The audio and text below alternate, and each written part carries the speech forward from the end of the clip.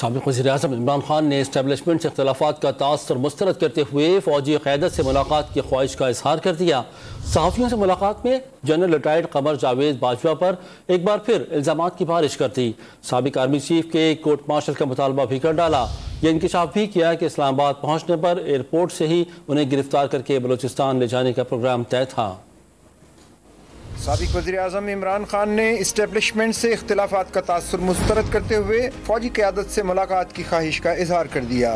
ایک مرتبہ پھر جنرل ریٹائرڈ باجوہ کو ہدف تنقید بنایا اور دعویٰ کیا کہ انہوں نے پیٹھ میں چھرا گھونپا۔ روس مخالف تقریر پر سابق آرمی چیف کے کورٹ مارشل کا بھی مطالبہ کر دیا۔ سینئر صحافیوں سے ملاقات میں انہوں نے عدلیہ کو ہر ممکن تعاون کی بھی یقین دہانی کرا دی۔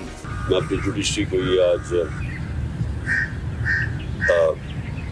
اعتماد دلوانا چاہتا ہوں کہ قوم ان کے ساتھ کھڑی ہے، کہ ان کو کوئی یہ وہ 98-99 میں نہیں جدھر ڈنڈا مار کے سپریم کورٹ کے اوپر حملہ ہوا تھا اور کچھ ریاکشن نہیں آیا، بہت بڑا ریاکشن آئے گا پاکستان کے اندر۔ تو یہ ہم نے بھی سارا وائرل ہوا یہ جو کلپ ہے، اور میں صرف اپنے ججز کو یہ شیورٹی دینا چاہتا ہوں کہ ہم سب کھڑے ہیں۔